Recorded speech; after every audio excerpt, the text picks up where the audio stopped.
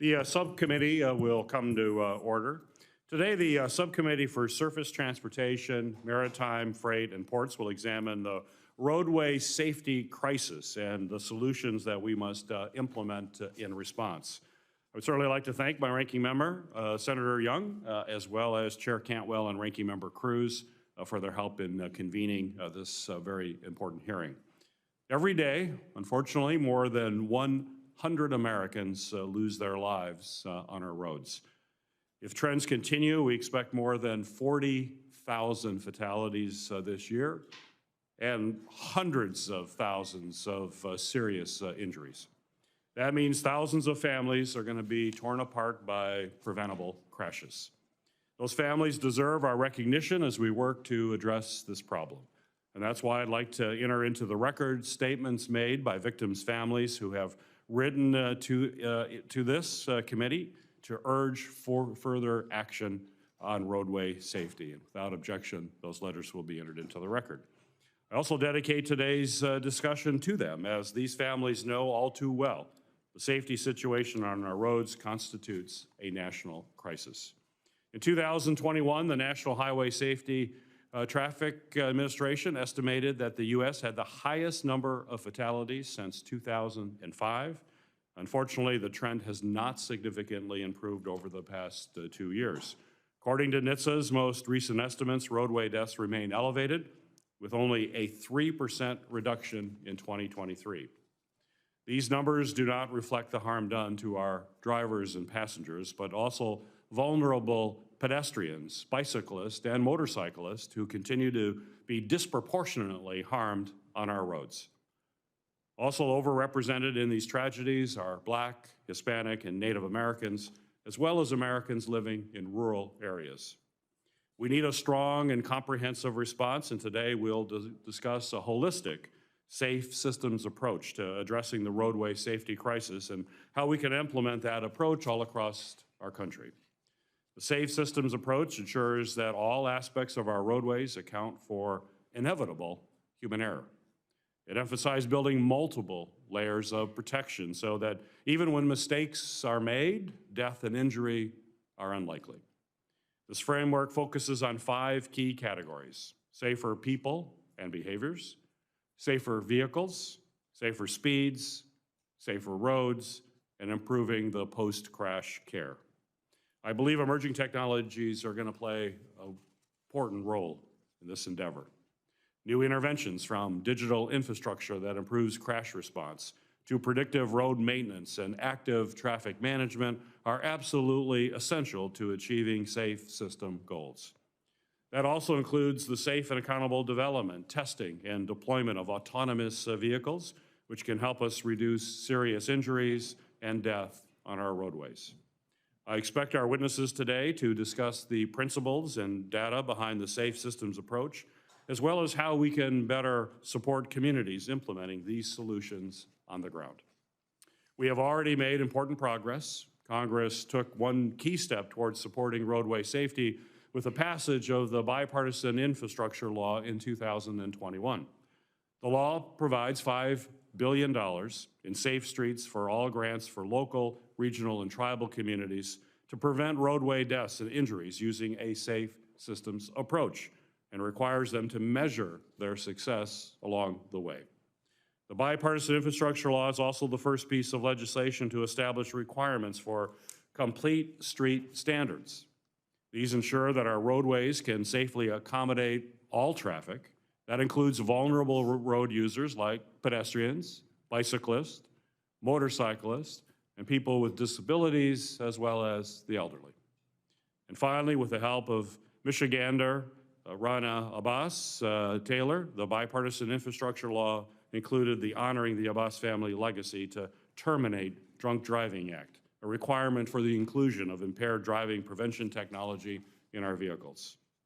Today, we will learn more about the challenges and the opportunities these provisions are posing for communities on the ground.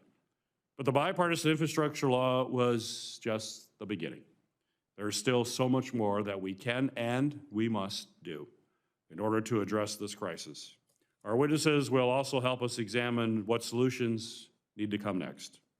I would like to thank each of you for being here today and for the expertise that you're going to share with this committee and for all you do each and every day to make our streets and our highways safer. I would now invite Ranking Member Young for any opening remarks that you have.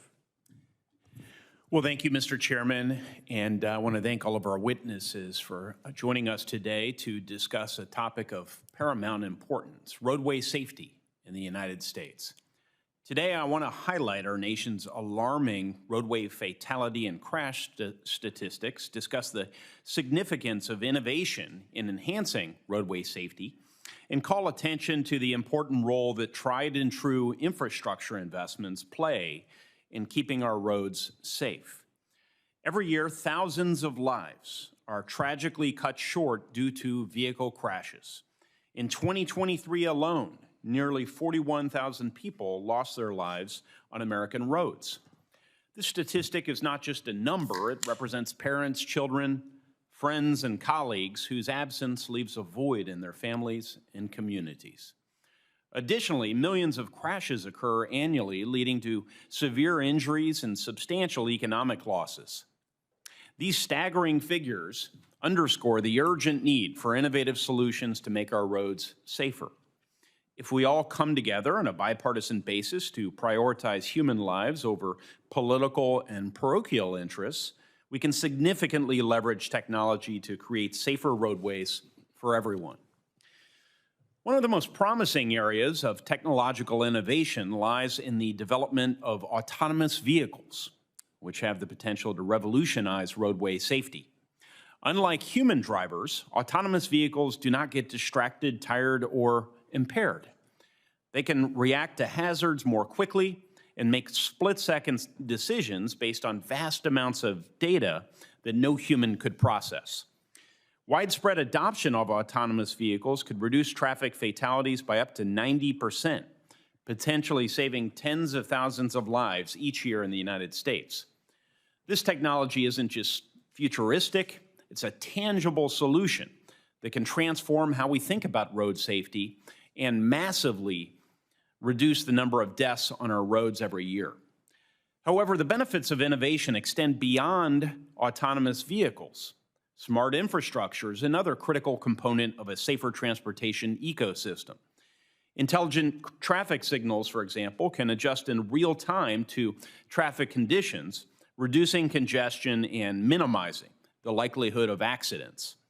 Connected vehicle technology allows cars to communicate with each other and with infrastructure, providing drivers with real-time information about road conditions, hazards, and traffic patterns. This interconnected network can significantly enhance situational awareness and reduce the risk of collisions. Furthermore, public education and awareness campaigns are essential to ensuring that drivers, pedestrians, cyclists, and other road users can understand and embrace these new technologies.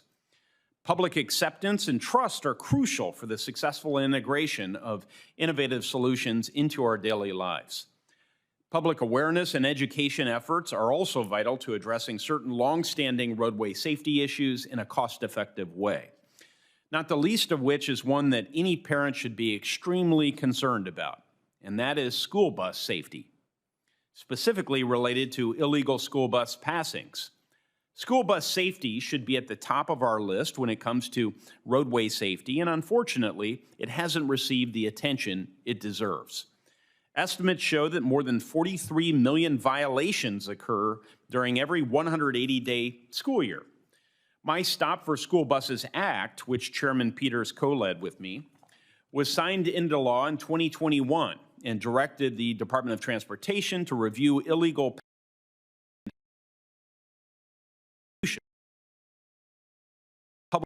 Indiana have been working hard for years to secure federal funding for the I-69 Ohio River Crossing project to fill a crucial gap in the nation's transportation infrastructure as it links I-69 between Indiana and Kentucky over the Ohio River.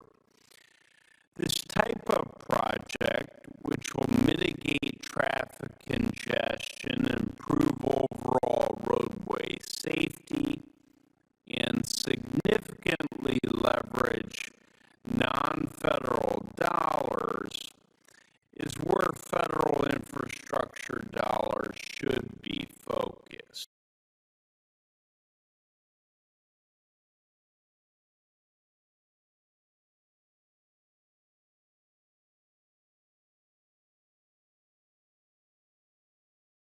And crashes are alarming. They also serve a powerful motivator for change.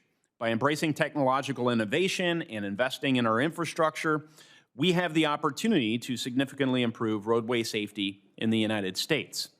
Autonomous vehicles, smart infrastructure, and hard infrastructure investments hold immense potential to save lives and prevent injuries. So let us commit to supporting an all-of-the-above approach to advancing roadway safety innovations, working together to create safer roads for everyone. Thank you, Mr. Chairman. Thank you, Ranking Member Young. We're also joined by the Ranking Member of the full committee, Senator Cruz. You're recognized for any opening remarks. Thank you, Mr. Chairman. Last year, 40,990 people died on roads in the United States. I expect that we will hear that number multiple times today, and that's because it's a tragic number, especially for all of those who lost loved ones. There are many reasons that go into this, one of which is lack of adequate infrastructure, lack of sufficient freeways, lack of sufficient space that creates more traffic. Unfortunately, the Biden administration has consistently failed to prioritize new freeways, has consistently failed to prioritize infrastructure, and instead, the Biden administration has allowed itself to be distracted by political pet projects, things like bike lanes, and things like the allegation that there are racist roads we need to be worried about, instead of focusing on the important task of building more damn roads. On this committee, I'm proud to have led the way on multiple pieces of bipartisan legislation that have been signed into law to expand our critical infrastructure. I-14, a new interstate that will run from the Permian Basin in Texas east all the way to the Atlantic Ocean. That legislation I introduced with Raphael Warnock, a Democrat who serves on this committee, and Cruz Warnock, passed unanimously and was signed into law.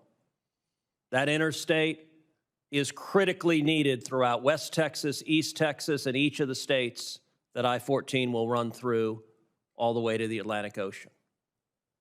Likewise, I was the lead author of legislation designating I-27, the Ports to Plains corridor.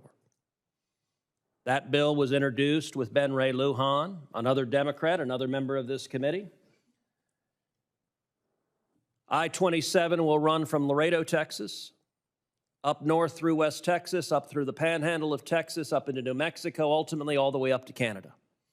It will be a major artery for north-south trade and commerce, just like I-14 will be a major artery for east-west trade and commerce. Likewise, I was the lead author of legislation to build and expand 4 new bridges from South Texas to Mexico across the Rio Grande River. Those bridges were being delayed by bureaucratic roadblocks put up by the Biden administration. Repeatedly, I went to the Secretary of Transportation, to the Secretary of State, asked them to stop those bureaucratic roadblocks. They refused to do so. Every one of those projects was delayed 3, 4, 5 years until I authored legislation streamlining the permitting of that legislation, of those bridges. That legislation was signed into law in December of last year, and the result will produce tens of thousands of high-paying jobs in Texas and billions of dollars of additional trade and commerce between Texas and Mexico. Infrastructure is one critical way to protect safety. Another way is public safety. And sadly, we have seen Democrats spend much of the past few years disparaging law enforcement, and we're learning that less enforcement of traffic safety potentially leads to more traffic crashes.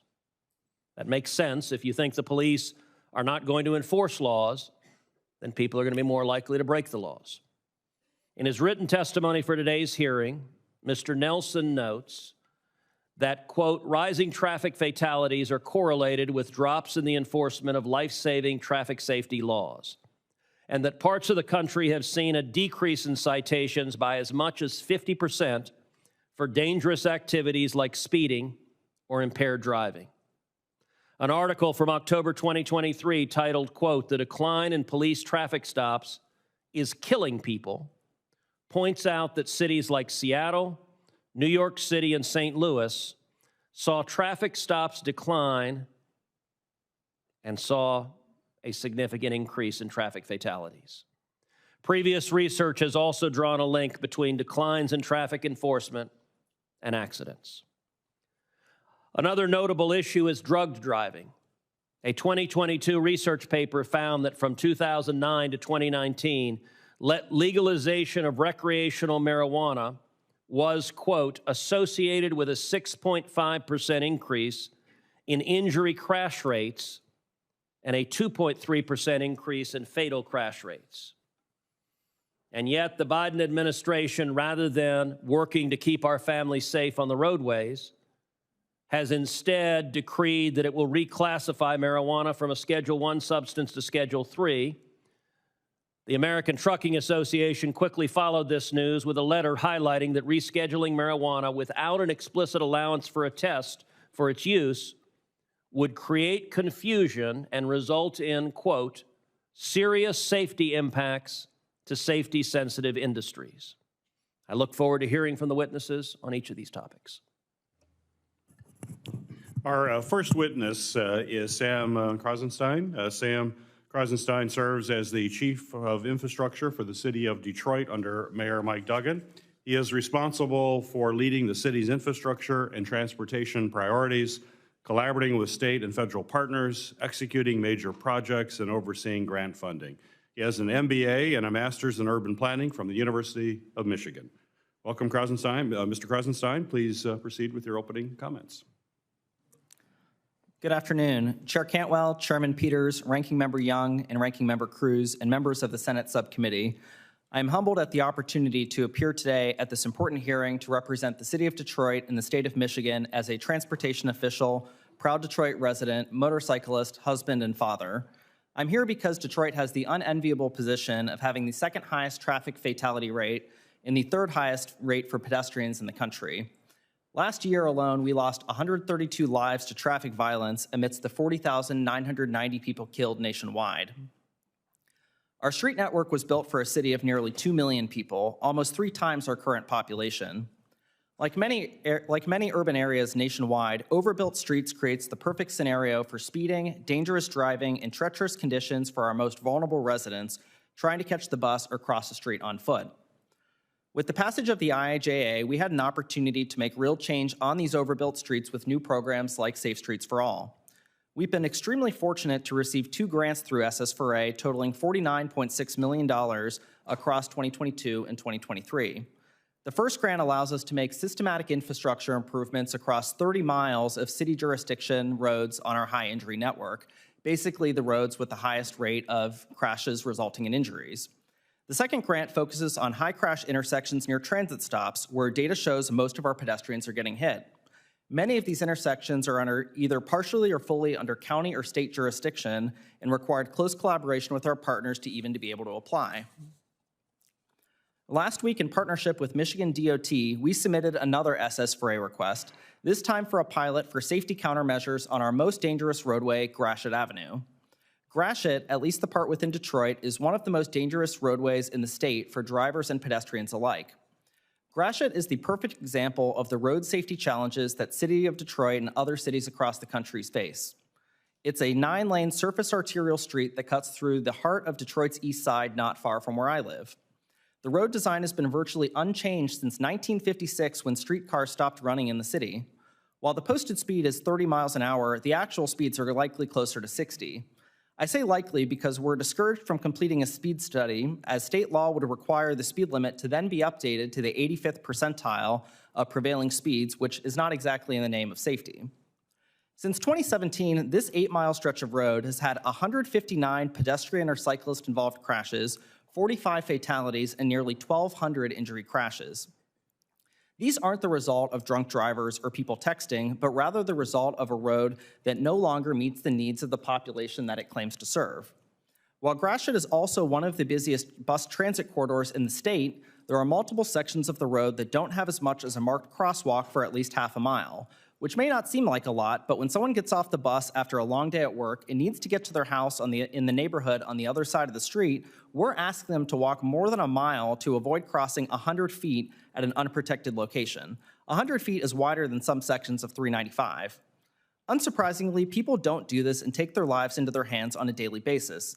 The data on Gratiot reflects this, with 33 pedestrian fatalities or serious injuries occurring at these unsignalized and unmarked crossings. In spite of all this, there's little that the city can do without our state DOT since it's their road.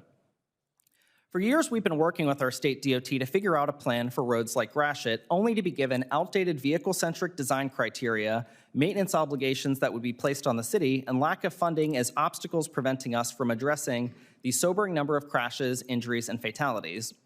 While the SS Spray program has created an opportunity for cities to seek funding to address safety challenges on larger TR corridors like Gratiot, its success is dependent on not just having the funding available, but also having the continued cooperation of state DOTs and county road agencies that historically have done little to prioritize safety or funding in urban areas and have little incentive from the federal government to do so. However, there's more that you can do to change this. The IIJA and the updates to the MUTCD, or the Manual for Uniform on Traffic Control Devices, basically the Bible for traffic design, if you're unfamiliar with the acronym, are a welcome start, and the pending Complete Streets and Building Safer Streets legislation have the potential to provide tremendous value to local governments, making it easier to add safety elements to projects. As I close today, I request you to consider how many lives can be saved by funding programs like Safe Streets for All. As we all seek to reduce fatalities and serious injuries on our roadways, it's critical to have dedicated safety funding that does not have to compete with maintaining roads and bridges. We've gotten used to not treating streets as public spaces, but only as ways to move traffic. If 40,990 people were killed annually in any other setting, there would rightfully be public outrage and a demand for immediate change. We have normalized the traffic violence that we see in our streets as accidents that just happen rather than crashes that can be avoided. As stewards of this space, we have a responsibility at all levels to change that and make these spaces safer for the people that use them. I appreciate the work of this subcommittee and the committee as a whole on this important subject. Thank you again for the opportunity to testify today on behalf of the City of Detroit and local governments across the country. Thank you. Thank you, Mr. Gresenstein. Our second witness is Laura Chase, and she's president and CEO of the Intelligent Transportation Society of America. She also currently serves as an advisor on the United States Department of Transportation's Transforming Transportation Advisory Committee to help the department navigate how to incorporate advanced technology safety and responsibility into our transportation system. Ms. Chase, thank you for being here today. You may proceed with your opening remarks. Thank you. Thank you, Chairman Peters, Ranking Member Young, Full Committee Chairwoman Cantwell, Ranking Member Cruz, and members of the subcommittee. I appreciate the opportunity to speak on this important topic of roadway safety. In addition to the roles that Chairman Peters just mentioned, I'm also a mother of 3 children, including 2 teenage drivers. So the topic of transportation safety is near to my heart. In every facet of my life, I see opportunities to make transportation safer. So kids going to school, parents returning home, and a routine trip to the grocery store doesn't end in tragedy. ITS America is a nonprofit association which for over 30 years has been at the forefront of bringing together government, industry, and research to advance our vision of a better future transformed by technology and innovation, one that is safer, greener, and smarter for all. The status quo approach to addressing transportation safety is insufficient. Doing the same thing we have always done will yield only incremental results. It is clear we need a mindset shift to address the more than 40,000 transportation fatalities each year. We need to embrace a comprehensive, all of the above approach to improving safety on our roadways, which includes fully leveraging technology solutions that are available today. These solutions, including digital infrastructure, artificial intelligence, V2X communications, and automation, are not just nice to have. They are essential to improving safety and achieving our goals of Vision Zero. The U.S. spends billions of dollars every year on transportation and infrastructure, yet we don't see meaningful progress on lowering traffic fatalities. Of the $673 billion in spending in the IIJA, only $800 million was dedicated specifically for technology deployment, totaling around 0.1% of total infrastructure funding, even though technology investments can often provide more cost-effective solutions. Clearly, the amount of funding currently directed towards transportation technology is inadequate. The U.S. also needs to adopt a proactive approach to improving safety, rather than the often standard approach of reacting to tragic events that could have been prevented.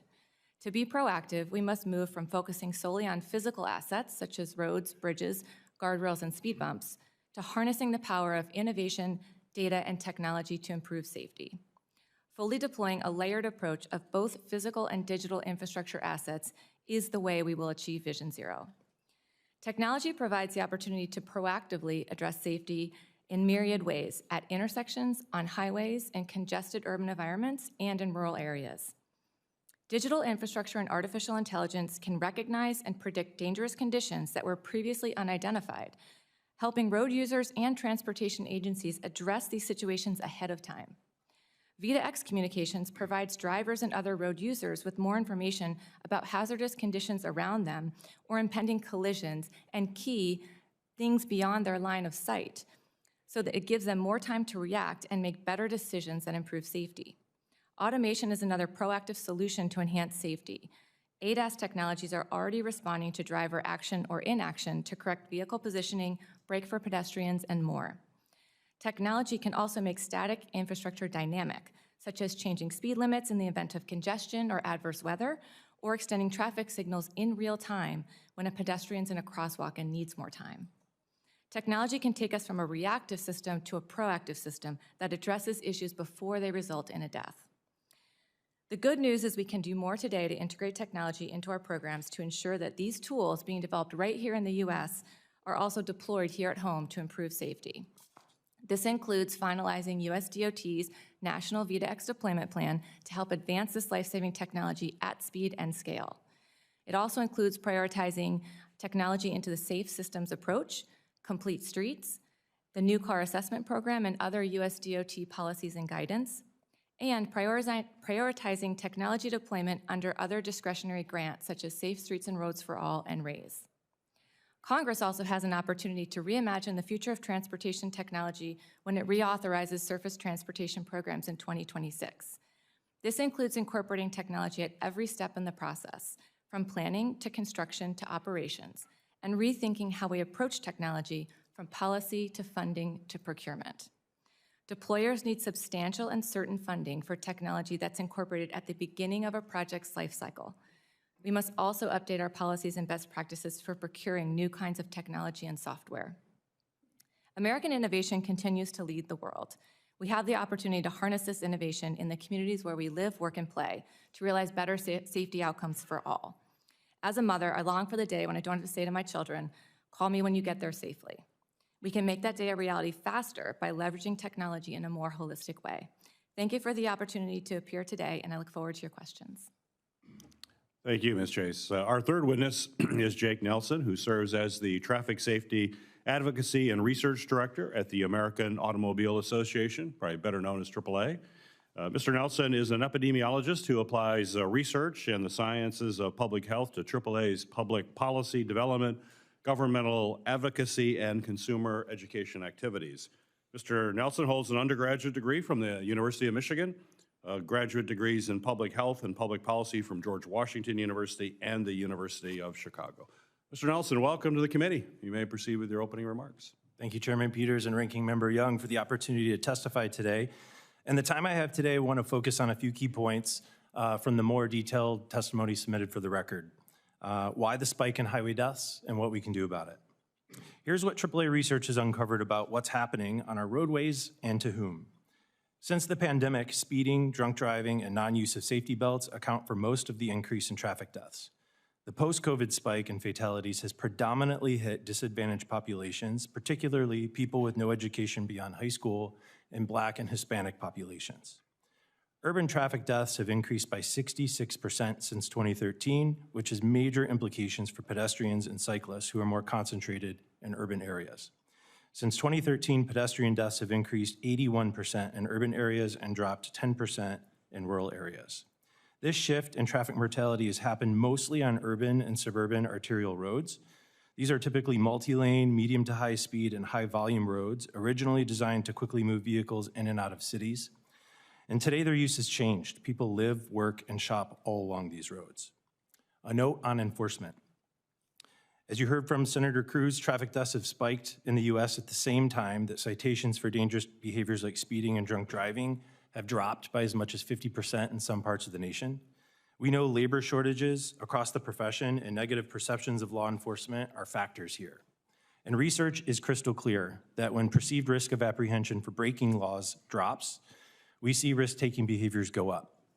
AAA survey research found that most drivers reduced their driving during the pandemic, but a small proportion increased their driving and appeared to be riskier than average, even after accounting for their age, their gender, and how much they drive. Nationally, drivers admit to engaging more regularly in behaviors like speeding, red light running, and driving within an hour of using cannabis. Most alarming was a 24% increase in self-reported drunk driving. The bottom line is that highly visible enforcement of traffic laws tied to things like speeding and impaired driving saves lives, period.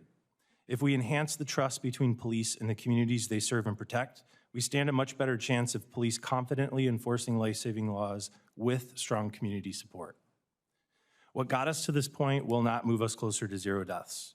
My written testimony identifies 5 key recommendations to help move the needle, and I encourage the committee's consideration of all 5. I'm going to focus on 3. First, support for law enforcement. Congress can increase funding for states through Section 1906 Racial Profiling Prohibition Grant Program and establish a U.S. Center of Excellence for Equitable Traffic Enforcement.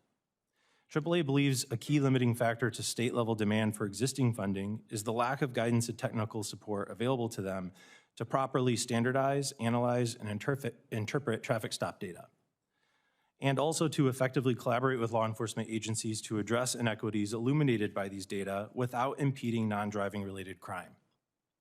We all benefit from making traffic enforcement more equitable, using police resources more efficiently, and maximizing road safety. Number 2, require better coordination between state and local governments when determining changes to maximum posted speed limits on higher speed state-owned roadways. AAA research shows that speeding-related crashes jump on surrounding roadways when speed limits are raised on nearby highways or highway segments. Stronger coordination would allow local road authorities to prepare for this spillover effect and protect pedestrians and bicyclists who are more concentrated near arterials and local roads. Number 3, stronger congressional oversight over HALT Act implementation. NHTSA will fail to issue a final rule by the congressionally mandated deadline, but Congress can ensure that NHTSA issues an NPRM by that same deadline, November 15th of this year. Once this tech penetrates the U.S. passenger vehicle fleet, it will save an estimated 10,000 lives annually, making it the single most effective safety countermeasure since the safety belt. AAA recognizes the challenges before you are not easy, but it's time to lean in on what's working and pursue opportunities to maximize the potential public good. That's how the U.S. can sprint instead of crawl towards saving lives on our nation's roadways. Thank you for the opportunity to testify, and I look forward to your questions. Well, thank you, Mr. Nelson. Our 4th witness is Dr. Laura Sant. Dr. Sant is the co-director of the University of North Carolina Highway Safety Research Center. She also serves as co-director for the Pedestrian and Bicycle Information Center, as well as director of the Collaborative Science Center for Road Safety, whose mission is to advance transportation safety through a multidisciplinary, systems-based approach. Dr. Sant has a PhD in epidemiology from UNC Chapel Hill Gillings School of Global Public Health with a concentration in injury prevention. She also holds a master's in regional planning from UNC Chapel Hill with a concentration in transportation and land use. Dr. Sant, thank you for being here today. You may proceed with your opening remarks. Thank you, Chairman Peters, Ranking Member Young, and distinguished members of the committee. Thank you for the opportunity to speak today. My name is Laura Sant, and I'm co-director of the Highway Safety Research Center at the University of North Carolina at Chapel Hill. As an epidemiologist with a background in transportation planning, my guiding light is to improve the well-being of our communities through the prevention of roadway injuries and fatalities. It is tragic to see that the roadway fatality rate in the U.S. has been steadily increasing since 2010, moving in the opposite direction of other high-income nations. Traffic injuries now require millions of emergency department visits each year and create significant burdens for families, healthcare providers, employers, and the broader community. Our economy and our public health depend on our people and families arriving safely at their jobs and schools and returning safely to their homes and communities each day. Roadway crashes are preventable, and we have many available tools and practices that can be applied to improve safety. The Safe System approach is one such practice. It focuses on 5 key objectives: safer people, safer roads, safer vehicles, safer speeds, and post-crash care. Key to its effectiveness is that the Safe System approach places a clear focus on the primary mechanism of injury in roadway crashes: kinetic energy above human tolerance levels. Kinetic energy can seem like an abstract term, but everyone knows what excess kinetic energy looks like on our roads. We know it when we see pictures of vehicles torn in half from a T-bone crash. We know it when we see pedestrians literally knocked out of their shoes and thrown hundreds of feet from the site of impact. And we know a lot about how speed is playing a role in our road safety crisis. We know that the faster we drive, the more prone we become to making errors, and the more time and distance we need to respond to a hazard and avoid a crash. Most importantly, we know that higher speeds, in concert with larger vehicles, are a key factor behind the spike in fatalities that we are seeing among pedestrians, bicyclists, motorcyclists, and construction workers, whose bodies are simply not designed to withstand impact speeds above 20 miles per hour. Fortunately, research indicates that even relatively small changes in speed can improve safety for all road users significantly. Just a 5% reduction in average speed can cut the number of fatal crashes by 30%, making a significant step toward our goal of 0. We have many well-established treatments that can be applied to help naturally cue drivers to adopt context-appropriate speeds. Many states and local agencies have created ambitious speed management plans, and while progress is being made, there remains a critical need to build local capacity and political will, to enhance cross-sector coordination, streamline delivery of speed management tools, and ensure that safe and appropriate speeds are inherently baked into our roadway design, operation, and maintenance practices. Opportunities also exist for vehicle designs and technologies to help us reduce the kinetic energy in our system. Features like intelligent speed adaptation are now becoming standard practices in other countries. We need to be ready and willing to apply global innovations to also save lives in the U.S. As we improve our safety plans and infrastructure and test out new technologies, we must further invest in modernizing our safety data systems. We can't manage what we don't measure, and we need data to be timely, accurate, consistent, accessible, and complete. We must enhance our data requirements and standards, put in place sustained funding and dedicated coordinating units, and establish clear performance metrics related to speed management to show accountability in our implementation of safe system efforts. As we adopt new technologies, we need better data related to usage, compliance, and failures to help us understand and improve their safety performance and public acceptance. We need a safer system in the U.S., one in which people can make mistakes and be human and still make it home on our roads. A focus on addressing kinetic energy as the root cause of roadway fatalities offers tremendous promise for creating a transportation system that is safe for people of all ages and abilities. University researchers are well positioned to support this work in collaboration with the many partners dedicated to community safety and well-being. Thank you for your time and leadership, and I welcome the discussion on these critical issues. Well, thank you, Dr. Sant. Our fifth witness is Jeff Farah, Chief Executive Officer of the Autonomous Vehicle Industry Association. The association represents more than 20 of the leading companies developing autonomous vehicle technologies. Mr. Farah, good to have you at the committee here. You may proceed with your opening remarks. Chairman Peters, Ranking Member Young, members of the subcommittee, it is an honor to testify today, particularly as a former staffer for the Senate Commerce Committee. My written testimony provides detail on the unacceptable number of fatalities and injuries on U.S. roads. I want to spend my time this afternoon talking about solutions, and specifically how autonomous technology can help address our nation's roadway safety crisis. What was once an aspiration for our country is now a reality. Today, autonomous vehicles are here, and Avia reported last month that our members have driven nearly 70 million autonomous miles on U.S. public roads. That is equivalent to 293 round trips to the moon. Autonomous vehicles can play an important role in addressing roadway safety. Our country has hit a wall in reducing roadway deaths, and it is a wall built on human behavior, like speeding and impaired or distracted driving. These human errors are the overwhelming cause of the more than 40,000 deaths on our roads, but fortunately, AVs do not engage in any of these behaviors. It is essential to define what we are referring to when we say autonomous vehicles.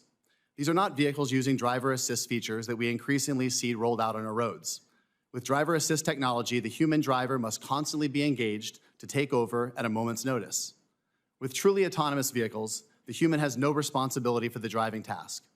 Autonomous driving is a marriage between hardware and software and delivers sensitivities, capabilities, and reaction times well beyond that of a human driver. The sensors on an AV give the vehicle a 360-degree view to detect, track, and react to objects and people even when hidden from human perception due to other vehicles, buildings, and obstructions. Particularly relevant to this hearing is how AVs are specifically developed to detect vulnerable road users, such as motorcycles, pedestrians, cyclists, and construction workers, and then safely respond to their unique behavior.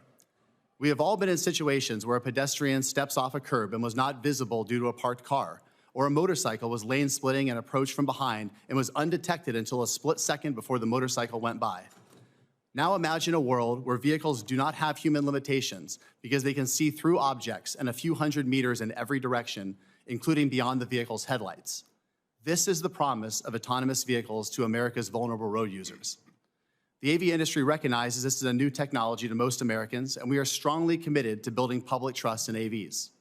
We believe that public trust in AVs is essential to their acceptance, and that public trust must be earned and maintained by the industry.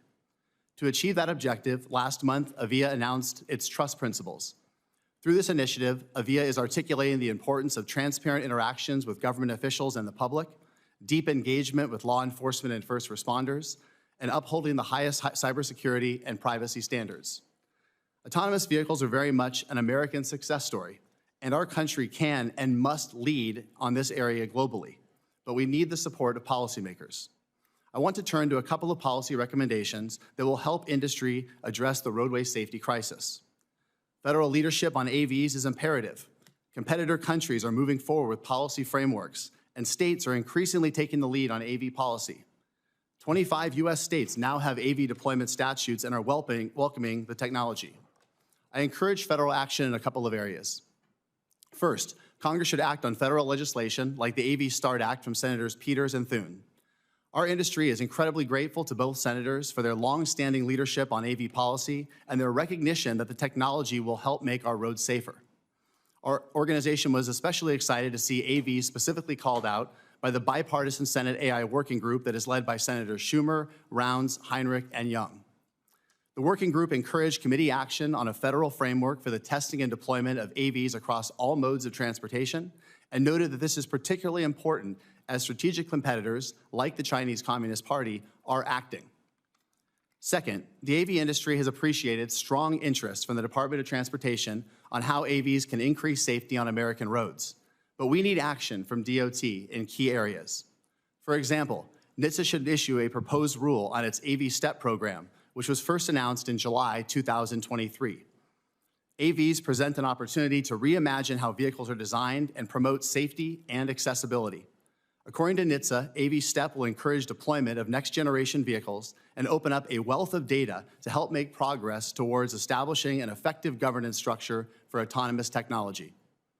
Another example where DOT should take immediate action is by FMCSA granting the still-pending industry exemption request that will allow AV trucks to use alternative warning devices to signal when a vehicle is stopped on the roadside. Thank you again for the opportunity to testify today, and I look forward to any questions you may have. Thank you, Mr. Vera. Mr. Kresenstein, I want to thank you again for being here, and also thank you for all the great work that you're doing in the city of Detroit. But as you mentioned in your opening comments, unfortunately, Detroit has historically struggled with high numbers of roadway injuries and deaths, especially among the Black community. So my question for you, sir, is can you speak to the importance of Safe Streets for All funding in the city of Detroit in terms of enabling various safety interventions that would otherwise not simply be possible? And two, can you speak to how Detroit is addressing some of the socioeconomic and racial disparities in roadway safety using this grant program? Thank you for that question, Chairman. So for the first part of the question on the importance of the Safe Streets for All program, the program is vitally important for cities like Detroit, where within the city limits, we have 3,100 linear miles of road, some of which are under our jurisdiction, but many of our larger roads, our most dangerous roads, are not. The Safe Streets for All program gives us a dedicated funding stream that we don't need to worry about making the hard choices between state of good repair and saving lives on safety projects. This gives us the opportunity to have dedicated funding to just focus on safety on streets that have been overbuilt in Detroit and, frankly, have had way too many crashes, injuries, and fatalities. To the second part of your question, Chairman, on how we're addressing socioeconomic factors into this, that's frequent in all the work that we do on everything from which roads that we pave to where we do safety projects and handle interventions.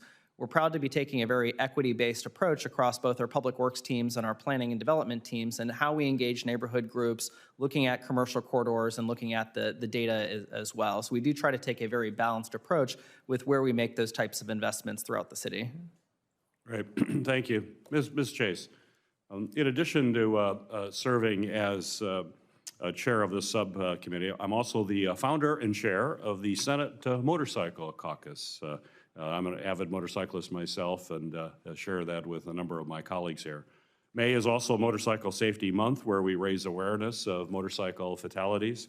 Motorcyclists unfortunately perish on our roads at a rate 22 times the rate of motor vehicle occupants. So my question for you is, what sort of technology interventions are most likely to benefit motorcyclists as well as other vulnerable road users, and how can we get those up and running as quickly as possible? Thank you for the question, Chairman. Probably the most effective safety technology would be vehicle-to-everything technologies, V2X technologies for motorcyclists. These technologies, as you know, provide situational awareness to both drivers of cars, motorcyclists, and other road users to alert them, the drivers or the users of the vehicles, of impending collisions or hazards that go beyond their line of sight so that the drivers can make better decisions, avoid a crash, and improve safety on the roads. And this is really critical when you're talking about motorcyclists or other road users, who do not have the protection of a vehicle. So I would say vehicle-to-everything technologies would be the top technology solution. There are also technology solutions being developed by BMW and Bosch, who are very active in the motorcycle safety space with what we call networked V2X and digital alerting. So alerting of maybe other key information about the roadway conditions or weather, things that wouldn't essentially be a safety of life issue, but could be really critical information to a motorcyclist or a cyclist. And so those solutions are being developed by those companies. And in addition, the American Motorcyclist Association was a part and has been a part of a larger V2X coalition for many years now, supporting scale deployment of these technologies so that we can, in fact, protect not only drivers, but also motorcyclists, bicyclists, and other vulnerable road users using our system. Great. Thank you. Mr. Farrow, as you know, I strongly believe and support AVs and I believe that they can play a major role in achieving our goals of preventing roadway fatalities, and I appreciate you mentioning the bill that I'm working on with Senator Thune. But in order for that to be the case, self-driving vehicles and their developers need to gain and keep public trust, as you mentioned, on the acceptance and ensure that there's also a transition for affected workers with this new technology. The committee is in receipt of some letters from unions representing workers who work in and around vehicles that share their priorities and concerns with self-driving cars. Without objection, I will be entering those into the record. But Mr. Farrow, how are you and your members working with transportation workers, affected communities, and the public to build trust and transparency? And what do you think the best approach is to dealing with this challenge as this industry continues to develop? And unfortunately, incidents will inevitably occur, but and something you need to be thinking about. Senator, thank you very much for the question. I appreciate, again, your leadership. As I mentioned in my opening statement, a recent industry initiative of AVIA was the release of our trust principles. And one of the things that really comes through in that document is that we are articulating our very strong belief that we need to have an incredible amount of local engagement. This means prior to companies going into cities, speaking with local leaders, with law enforcement, with with first responders, with leaders, whether in labor and other walks of life. It's very important that we be meeting people where they are, explaining what our intentions are, how it is that we can increase safety, how it is that we can help with supply chain challenges, how we can assist, especially city leaders, with accessibility opportunities and whatnot. And so this very, very localized operation is something that we're very proud of, and it's something that the industry has devoted a significant amount of resources toward.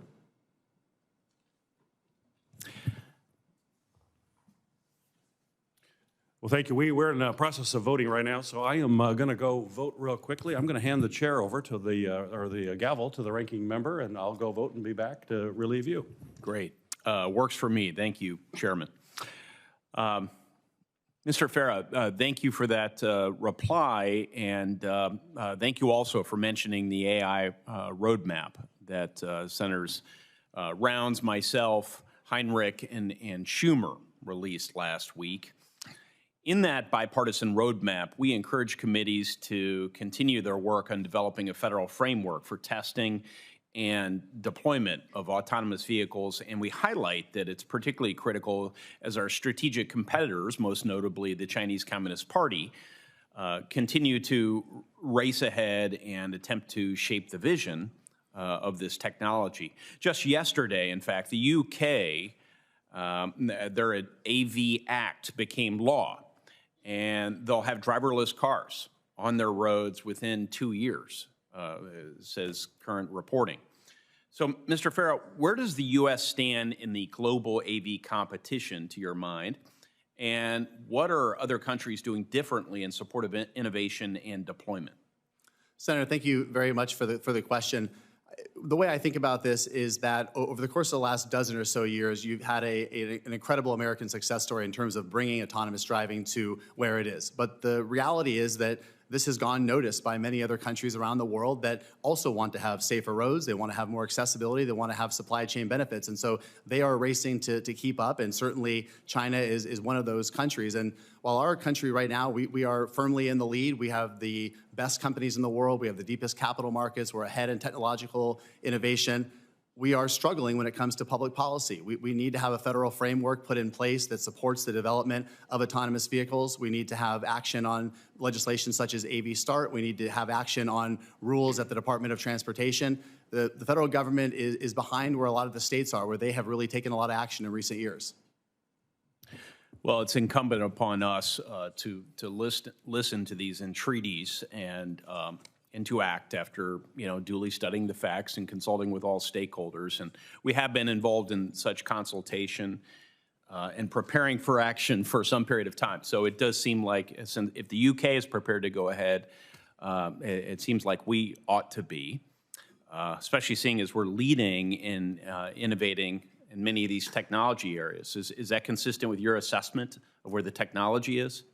Senator, yeah, we absolutely have the best companies in the world here, but we need to make sure we have a policy framework that can support those companies going forward.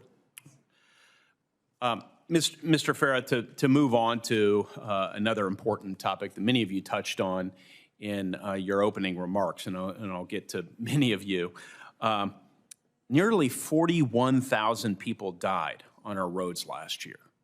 It's just a massive, massive number, and I was trying to contextualize this number because I believe this goes underreported, at least as compared to a lot of other sort of disasters that afflict families and communities. The CDC reports that every year the number of U.S. murders involving a firearm is half that number. It's half that number. So I actually think it was completely accurate when Secretary Buttigieg recently said, human drivers aren't just problematic, they're murderous. Again, he was talking about the opportunity cost for not adopting the latest technologies. they're murderous, and we've been bathed in this level of carnage all our lives. He put it more pointedly, more graphically than I think I would, but nonetheless, can you tell us, Mr. Farah, how AVs will help decrease the number of fatalities and share any projections on how significantly it will decrease by your estimates? Senator, I appreciate the question. I think the reality is that we've been desensitized to this as a country, and it's not acceptable. It's going to take committee hearings like this. It's going to take action at a federal and a state level to be able to address this. For our part in the industry, the development of autonomous vehicles, we believe, is going to be one of the suite of solutions that is out there. The reality is that human behavior is what's driving a lot of the deaths and other types of crashes that we are seeing. And autonomous vehicles don't suffer from a lot of those human frailties. They don't text while drive, they don't drive impaired, they don't drive distracted, and we don't have to accept any longer all of these types of human conditions that are there. And so we will continue to see autonomous vehicles roll out deliberately in American communities. That is great news, and our expectation is that correspondingly we'll see a reduction in crashes, and that's something, again, we need federal partners on. Yeah. We certainly have we've got to lay a predicate of trust in order to enable that to happen. I absolutely understand that. I'm going to recognize Senator Klobuchar, and we'll get back to our other witnesses. Thank you very much, Mr. Chair. Thank you. It is wonderful to be here with all of you, and I think, you know, I've cared a lot about this issue for quite a while, starting out with when I was a prosecutor on DWIs, and we had to change our law in Minnesota for repeat felons driving with repeat DWIs. We actually had a guy that had, I think, 17 DWIs, and he told the officer he moved to Minnesota because we didn't have enhanced penalties when Colorado did. That was good evidence for me. But then when I got here, I started doing a lot of work on distracted driving. And our transportation system in Minnesota is consistently one of the best in the country, I think number 4 for transportation infrastructure. Yet we still have so many fatalities due to driving. And Mr. Chase, in your testimony, you note how in 2021, Ms. Chase, how in 2021 rural communities had a fatality rate 1.5 times higher than the urban rate. Can you speak to how infrastructure investments in rural areas like broadband can improve safety in our transportation system? Thank you for the question, Senator. Yes, rural communities do face the brunt of traffic fatalities.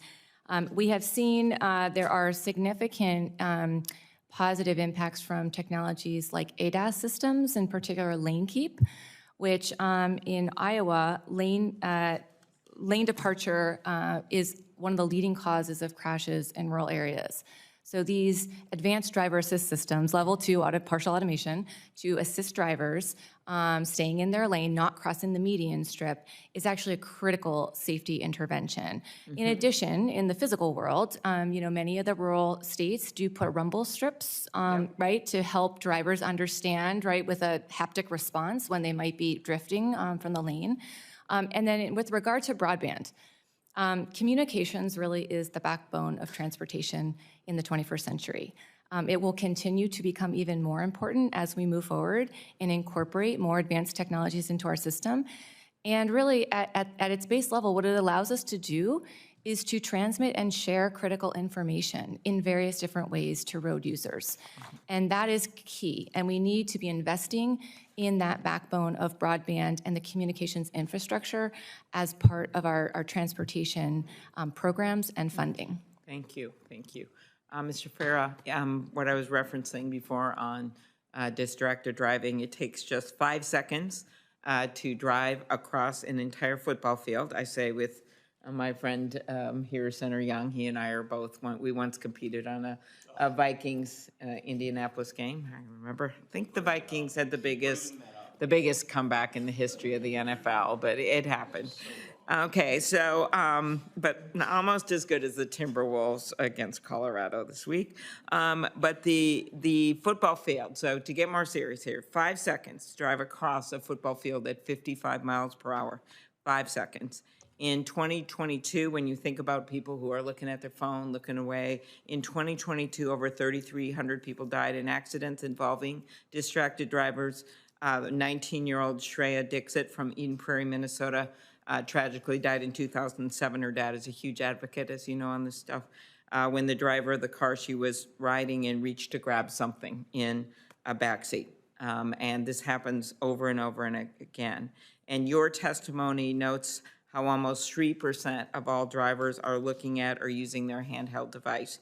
In your view, how important can new technologies be for combating distracted driving?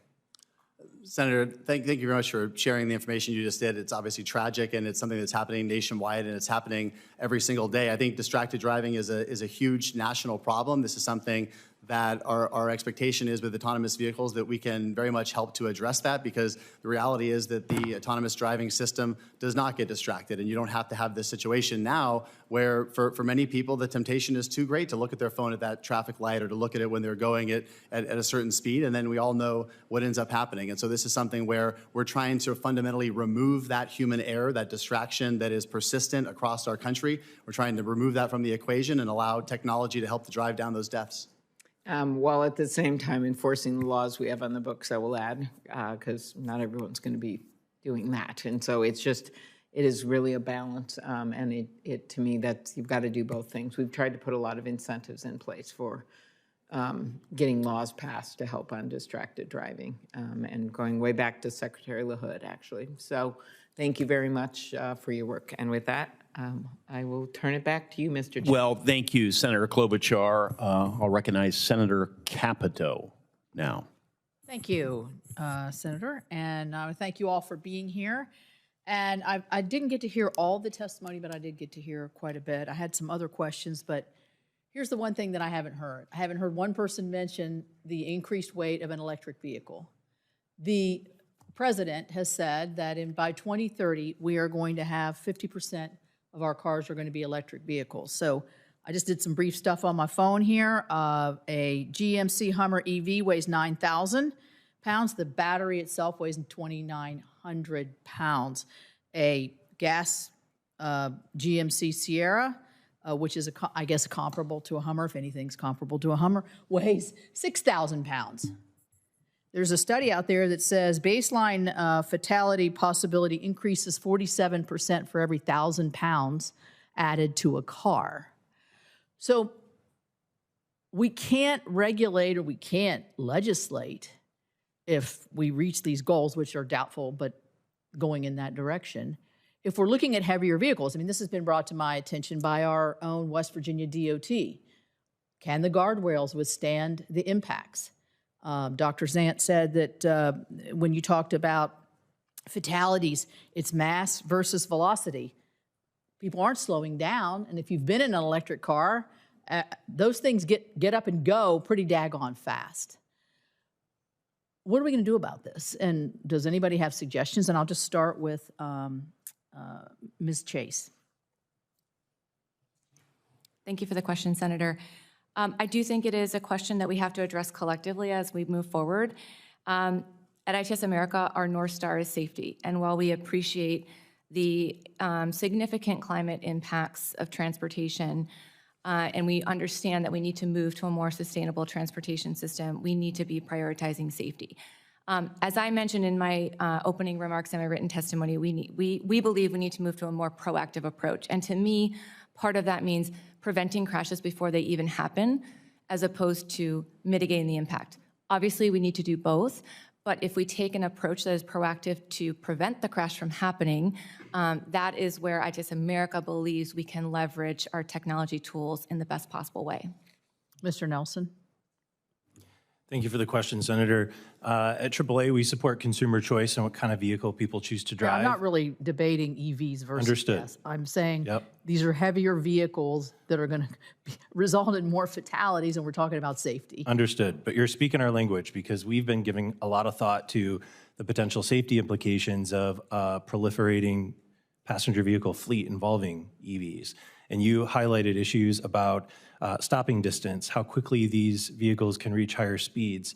potential degradation of the built infrastructure. Just think of a parking garage full of EVs. Right, well, the collapse in New York City, yeah. Right, and then just size and weight issues of an I'm ICE not vehicle. hearing any solutions here to how we're going to. Well, I don't think we have solutions yet because we don't have a high penetration of EVs in the U.S. fleet, but certainly we should be approaching this as a first do no harm kind of a policy move.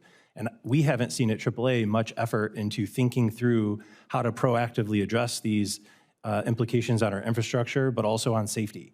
We've seen no action. I mean, I just think it would be smart to be talking about this right now in terms of these types of vehicles, because if any of the goals are actually met, this is going to be a large part of our fleet. Doctor, do you have a comment?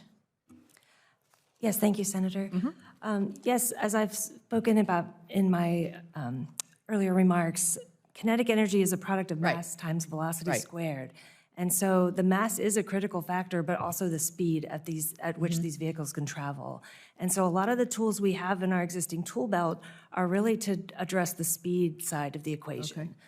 We have, with all of our infrastructure investment, opportunities for a lot of the built environment to address speed management, to create safe and appropriate speeds for different vehicle types in different contexts.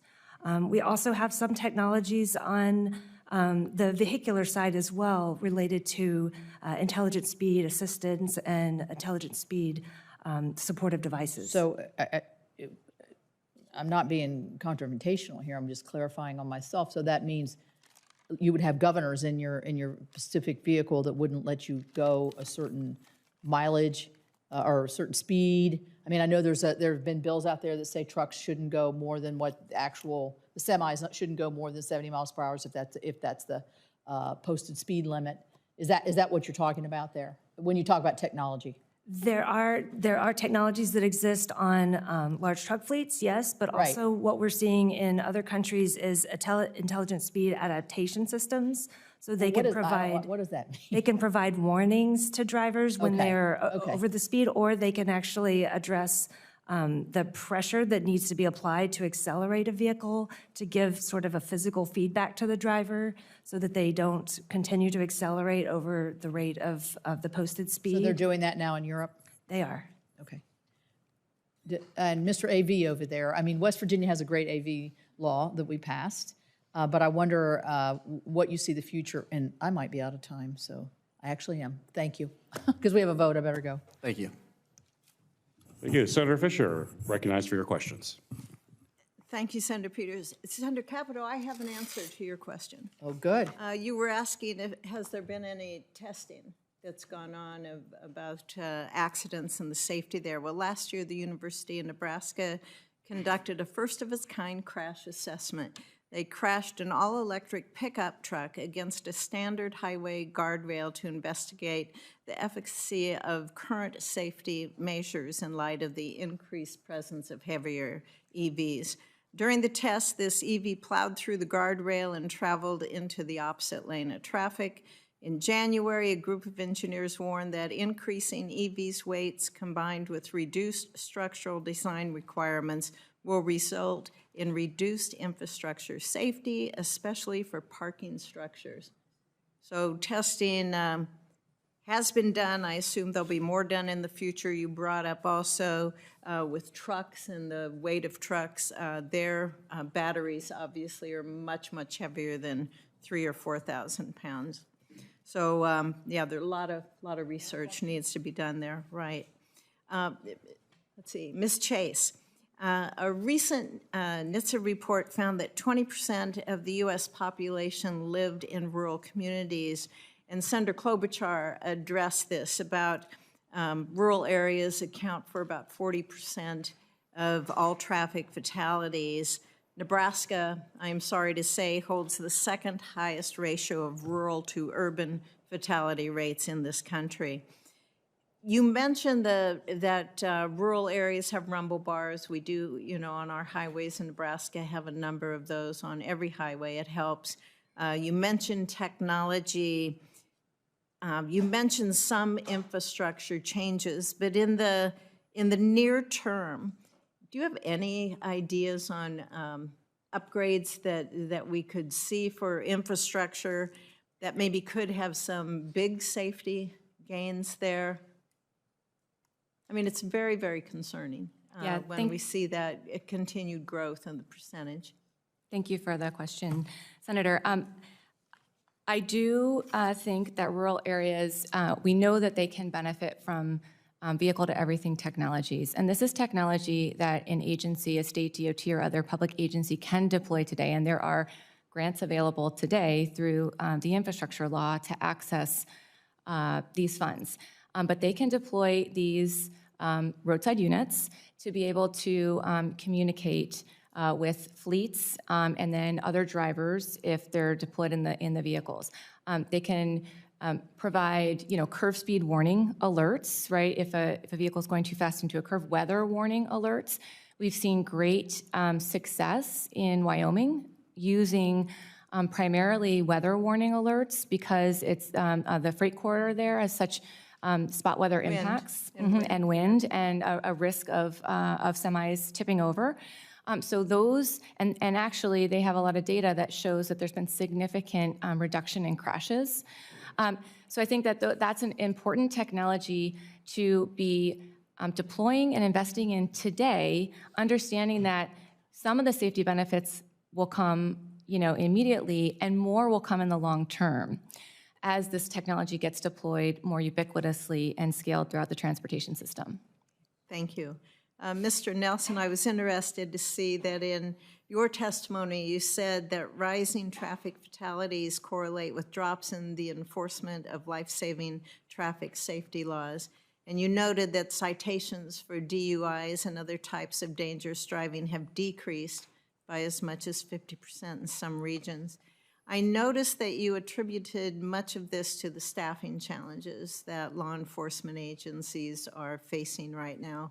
And I have a bill that I hope the President will be signing. It recently passed Senate and the House, and it addresses that staffing concern.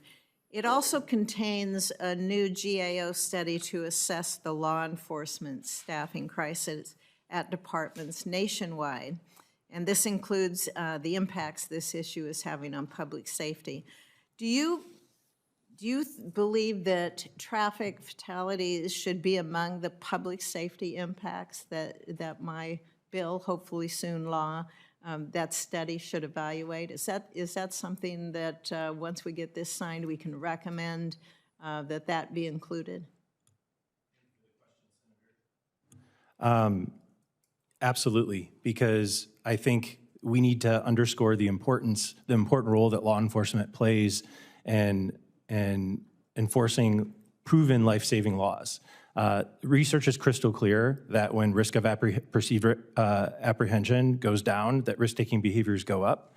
And the International Association of Chiefs of Police did a survey of law enforcement agencies nationwide, confirming the concerns with staffing shortages and tied it to negative perceptions of law enforcement profession overall throughout the United States. And so, as I noted in my testimony, one of the ways that we can help address that is to offer more support to law enforcement through accessing better data, stop data, to increase transparency and to communicate to the communities that they serve and protect.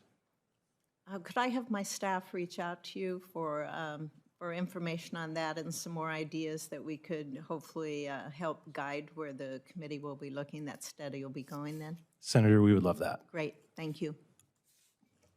Thank you. Thank you, Senator Fisher. We'll start a second round. I know there are a couple other members on their way here, but Senator Young will need to vote, so he needs to ask questions now. I'll defer Senator Young and thanks to our amazing witnesses. I've already learned a lot today. One of the things I'm struck by, Mr. Farah, when we talk about autonomous vehicles is just not only the ability to save lives year on year, but it's also the amazing impact that they could have on changing the quality of life on countless individuals who today rely on friends, family, and others to drive them around their communities. Mr. Farah, how will the development of AVs and their deployment impact the disabled, the blind, the elderly, and others that are unable to drive? Senator, thank you so much for the question. This is something that's very near and dear to my heart, and we work very closely with a number of organizations that are in the spaces that you mentioned, because they're so interested in how AVs are going to be transformative for their communities. You mentioned the elderly. My grandmother's 94 years old. She hasn't driven in more than 10 years. She's completely reliant on, fortunately, the fact that she has sons and daughters that live locally that can take her to places and do those things. Many people are not fortunate to have those situations. They have lost the liberation that comes with being able to drive. This is something where you can re-deliver this to people that have had that be a fact of life. You also talked about the visually impaired. I think it's very important to note that you have massive amounts of underemployment and unemployment in the blind community because they're not able to get to as many occupations as many other Americans are able to do. And so you look at organizations like the National Federation of the Blind that looks with great excitement towards autonomous vehicles because this is an opportunity to be able to move around more freely, to be able to have, again, that independence that so many people take for granted. Thank you. Ms. Chase, I'm going to turn to you in recognition of the fact that neither Congress nor the executive branch have provided regulatory standards for safely deploying autonomous vehicles. And I'd like to get your perspective on what impact the lack of a clear federal standard has on state and local governments. Thank you for the question. So our state and local public agency members have expressed continued frustration with inaction from NHTSA in particular, because what it's done is it's transferred the risk and responsibility for assessing the safety systems of these autonomous vehicles to the state and the localities. And that is decidedly a federal role. And so there's great desire from the community, both public and private sector, for NHTSA to move forward with their AV safety framework, AV STEP, that was mentioned earlier. Thank you. I'm going to turn for my final question to Dr. Sant, and it pertains to a type of infrastructure that's been around for generations.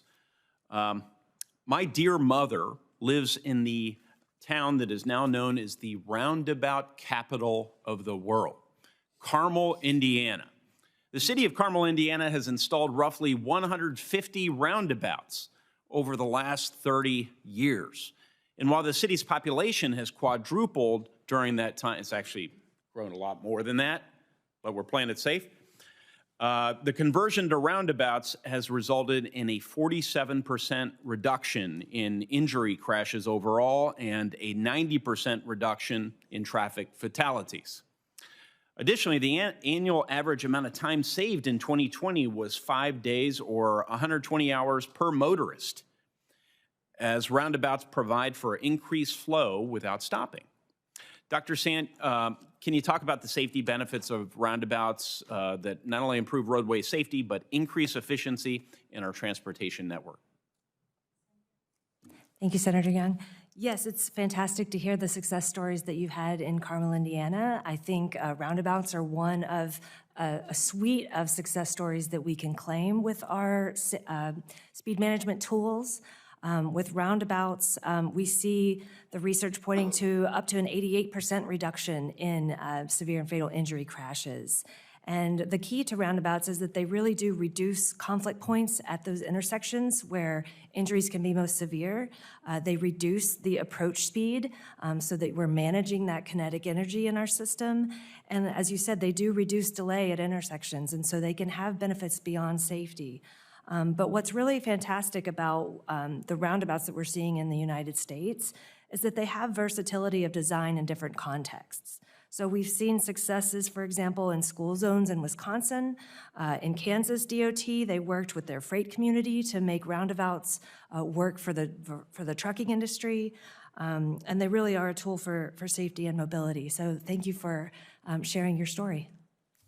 Well, thank you very much, Doctor, for speaking to that question. And I tell the chairman, because I know he's captivated by my inquiries related to roundabouts, that you can access a 30-minute tutorial on roundabouts if you go to the Freakonomics episode, in which former Carmel Mayor Jim Brainerd talks at great length about the safety benefits, about the fuel benefits. They are cheaper to maintain.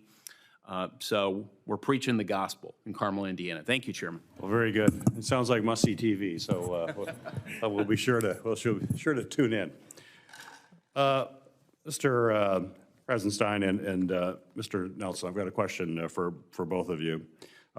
If each of you could speak to potential improvements that you think we can make to the Safe Streets for All grant program to improve our community's ability to make the most of them. They've been out, but love to have your input as to how we can make them better. We'll start with you, Mr. Nelson. Thank you for the question, Senator. One of the benefits of the SS4A grant program is that it targets communities. And one of the benefits of that is that if we're really serious about driving the number of highway fatalities in the nation closer to zero, we need to follow the fatality data. And it's going to tell a story pretty quickly that it's predominantly in lower income, underserved communities. One of the benefits of bringing these kinds of funds to the local community is addressing the very population that is bearing the predominant brunt of the highway safety problem. One of the ways that we can improve the SS4A grant is by improving the requirements on states and localities to engage in public engagement and participation. And so this is more than just a listening session of local residents. It's more about making sure that they understand what the safety experience is in their community, that they understand what the various infrastructure countermeasure solutions are available to them and the considerations relative to each, and that their input about which of those countermeasures they would welcome most into the community, I think should be adopted and implemented into sort of the outcome of that project. It's how we are going to build demand and support for these kinds of investments from the people who live in those communities, and we can foster more investment like this in the future. Very good. Mr. Reisenstein? Thank you for the question, Chairman. Well, to start, we are extremely supportive of the Safe Streets for All program and think that the current design for benefiting local governments is extremely important. So off the bat, we're very happy that the program exists. In terms of changes we would propose to make to the Safe Streets for All program going forward, a couple things come to mind. I think one of the big opportunities is how do we incentivize collaboration between cities and other road jurisdiction owners that may not be eligible to apply. So in my testimony, I talked a lot about the value of state DOTs and the larger roads that they own. Right now, state DOTs are not eligible to be able to participate in the Safe Streets for All program, and I think that's a good thing. But I think where we need to get really creative is, well, our state DOTs also own the most dangerous streets. So knowing that they're not eligible to apply and that there's still a match requirement where it's difficult for cities to justify spending its own dollars on someone else's roadway, I think we need to be really creative on how we address those larger arterial roads that right now fall outside of the purview of Safe Streets for All unless you're applying on behalf of another jurisdiction. The second area that I would look at is whether or not that there is, I would look carefully at the balance between implementation funding and the planning and demonstration project funding. I think both are incredibly valuable, but as more and more communities go forward and have safety action plans, I think it will be very important to have flexibility in how those planning and demonstration dollars can be spent to allow new safety countermeasures to be tried out, to be piloted before doing a full-scale project. So I think between two of those, I think there's opportunity to do a little fine tweaking to an otherwise overall great program. Right, thank you. Dr. Sant, you are an epidemiologist by training, and in your testimony, you discussed taking a public health approach to roadway safety in order to improve outcomes. So if you could please describe exactly what you mean by a public health approach, and specifically when it comes to how we improve both data collection as well as education related to roadway safety. Yes, thank you for that question. In public health, I think the approach is very compatible with what we've been talking about with the safe system approach. It means that we take a holistic and proactive approach to prevent and reduce the likelihood of risk of injury or any other negative health outcome. And another important parallel is that in public health, we follow what's known as the socio-ecological framework for much of our intervention development. And what that means is that we recognize that individual behaviors stem and often are influenced by a broader social environment and a broader environmental physical environment. And so we can change human health and human behavior by recognizing the systems in which the people are operating and looking at those social and physical environments. And so by the safe system approach, taking that holistic view, it's very much aligned with the approach that public health practitioners use for other health issues. With respect to your question around data, we see that the public health community offers tremendous resources and knowledge around how we can improve our injury data systems. There's a lot of complementary data sources from our health data sets, including our trauma registries, our emergency department data, our EMS data, that can really supplement the data that we collect from our law enforcement officers. We also see really great examples of timeliness in data collection within the public health community and opportunities to link that data and really understand the nature of our risks. And with respect to the question about communications, public health does a fantastic job in many ways of engaging the community and having really strong messaging around health communications and health behaviors. And so that's a really great opportunity to coordinate and build partnerships with the transportation community as well. Thank you. Senator Markey, you're recognized for your questions. Yep. Thank you, Mr. Chairman, very much. We've heard a lot today about how technology can potentially make cars safer, but we don't just need safe cars, we need safe streets, not only for drivers, but for pedestrians, cyclists, and public transit riders. These road users are particularly vulnerable. Just look at the numbers. In 1994, 21% of people killed in motor vehicle accidents were outside the vehicle, 21%. In 2022, that number rose to 36% of those killed were outside the vehicle. Pedestrian death tolls tell a similar story. In 2011, 4,400 pedestrians were killed by motor vehicles. In 2022, that number was 7,500 people. And that's why I introduced my Complete Streets Act. The bill mandates that all new construction along dangerous roads must include complete streets elements like bicycle and pedestrian paths. Mr. Krasenstein, Detroit works hard to include complete street design elements in its road structure. Do you agree that we must prioritize complete streets at the federal level in order to make our roads safer? Thank you, Senator, for your question, for your support on road safety and complete streets. Absolutely. I think that for any street design, having a context-appropriate complete street is critically important. That doesn't necessarily mean that the right solution is to put bike lanes on every single street, but to have the types of solutions that are appropriate for the road. So that could be looking at things to slow down traffic to allow pedestrians to cross safer. It could be using bike lanes in order to do traffic calming measures, or it could just be like having painted crosswalks so that pedestrians can safely cross the street. I think there's a variety of types of countermeasures that can be used, but anything we can do to support complete streets and safer streets types actions on any new street, especially streets that receive federal funding, I think is extremely valuable. Oh, excellent. Now I'd like to pivot to another important topic, autonomous vehicle safety.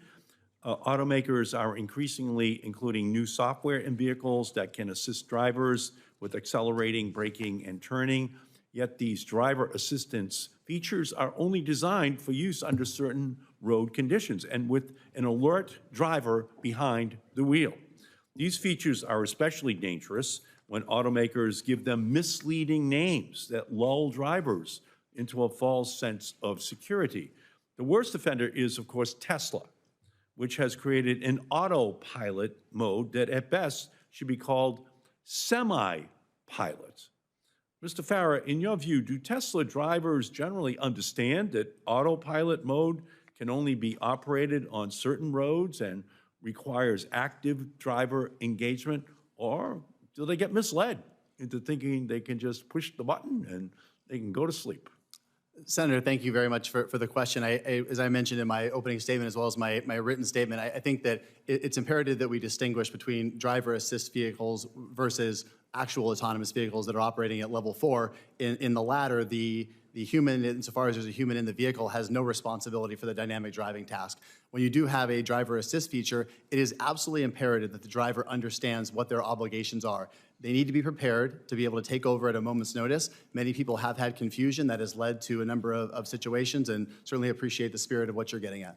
No, thank you. So that's why I've urged both the National Highway Traffic Safety Administration and the Federal Trade Commission to investigate Tesla's misleading autopilot system and have directly demanded Tesla to stop using this dangerous branding. And I'd also like to discuss a critical safety issue with driver assistance features like Tesla's autopilot and full autonomous vehicles. These systems can only be safely operated under certain conditions and in certain locations, such as highways in sunny weather. In the autonomous vehicle industry, these conditions are known as the operational design domain, which identifies where and under what conditions a driving assistance feature like Tesla's autopilot or a true autonomous vehicle can safely operate.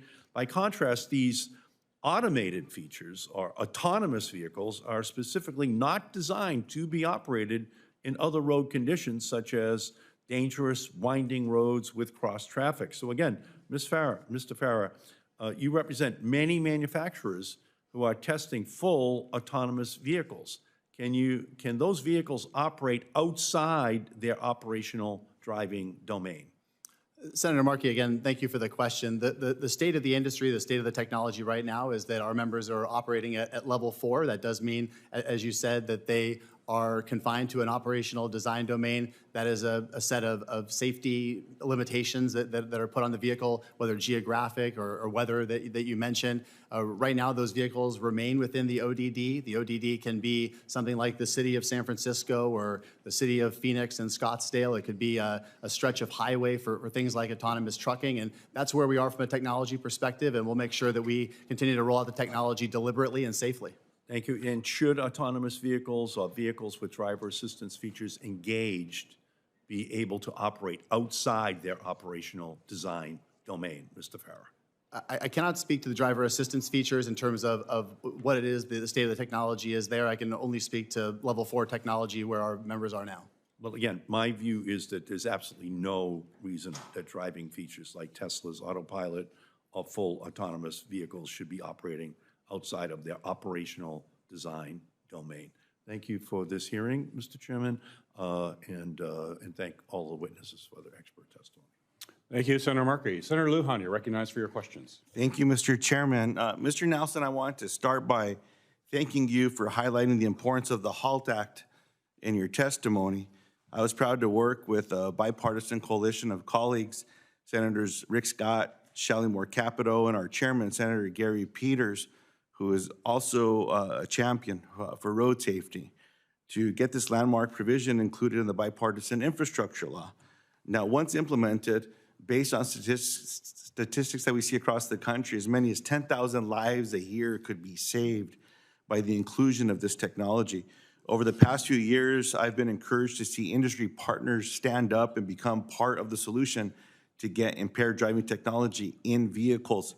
In December of last year, General Motors CEO Mary Barra said that technology to passively detect alcohol in cars exists and that it's coming soon.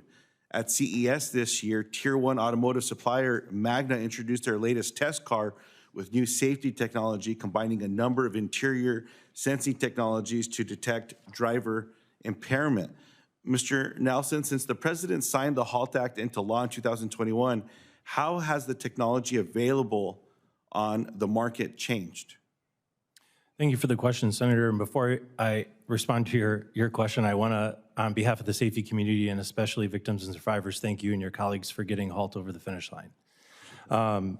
Relative to your question about how technology has evolved since implementation of the IIJA, to your point, these technologies existed already before the IIJA became law, but certainly the HALT making it into that legislation has spurred innovation. There's no question that the technology to make this happen, whether it be just alcohol or the passive detection of alcohol plus vehicle monitoring are combined together, all of those options exist right now.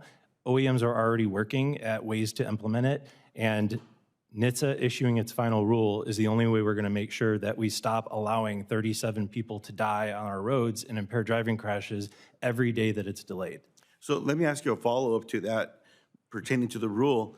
Why is it so important that NHTSA issue their notice of public rulemaking by November 15th, 2024? Again, I think every day that we delay that rulemaking, we allow 37 people to die on our roads in impaired driving crashes. It's a life or death situation.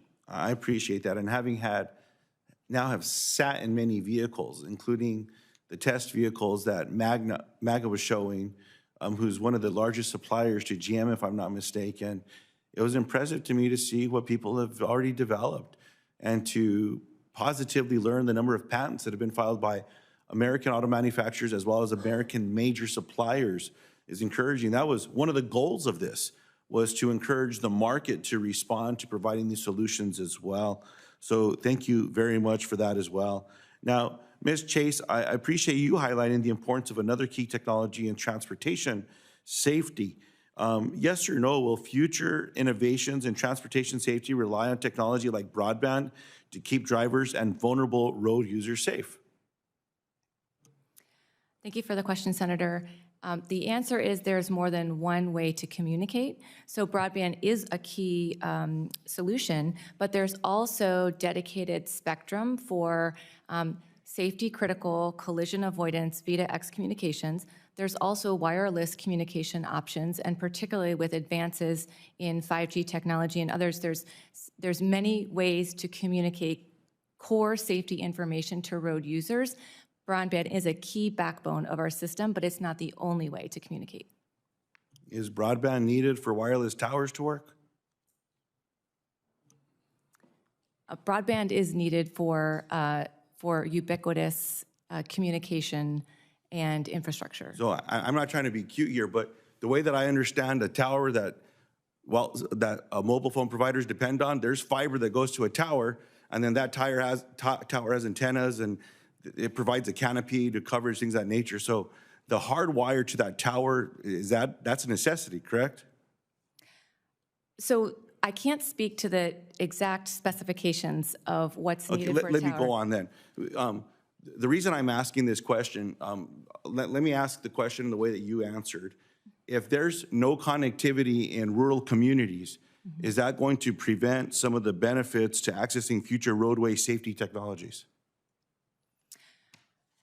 So if they don't have wireless, there's no broadband, there's no canopy in a rural community, do they get the benefit from the same technologies available in a big city that has robust connectivity with wireless providers or broadband canopies built by folks in the community? So those technologies need to be prioritized in rural areas for sure, for more reasons just than transportation safety, of course, right? There's significant economic and other benefits that come from having that type of connectivity.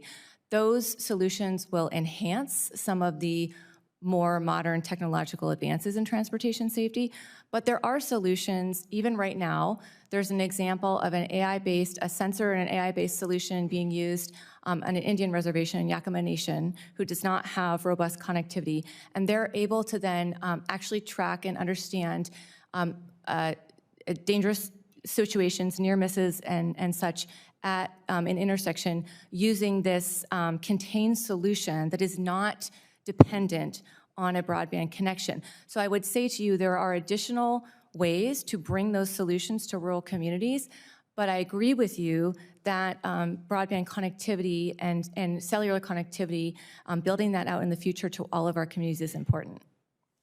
And Mr. Chairman, I don't disagree that whether it's LiDAR or other sensors, participating with some AI sensor capability in a hard drive is going to help a rural community. The problem I have is all the other bells and whistles that require internet access or wireless access.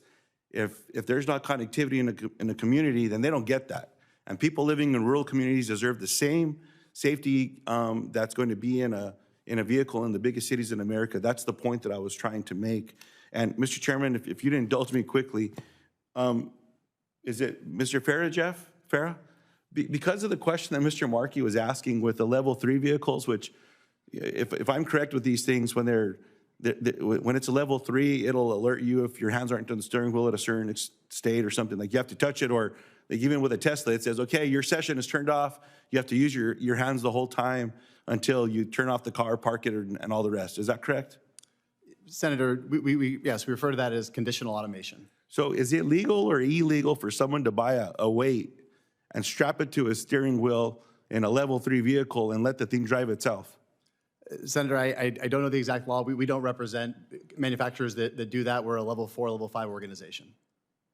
So you don't represent all self-driving platforms of vehicles, only level 4, level 5?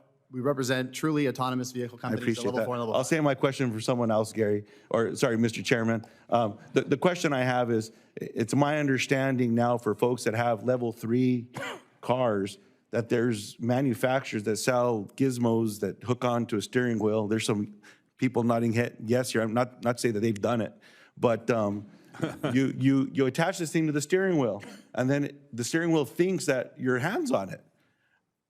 I don't know if that's good or bad. Someone found a loophole, and so they're selling these things. It's just something that the smart people should take a look at, is all that I'm suggesting, Mr. Chairman. Thank you. Very good. Well, thank you, Senator Lujan. And I want to thank each of our witnesses. Thank you for being here today. Thank you for taking time out of your busy schedules to provide testimony and help us work through these issues. The hearing record will remain open for 4 weeks. Any senators who wish to submit questions or statements for the hearing record should do so within 2 weeks by June 4th. Witnesses will then have 2 weeks or until June 18th to respond to the committee questions. This hearing is now adjourned.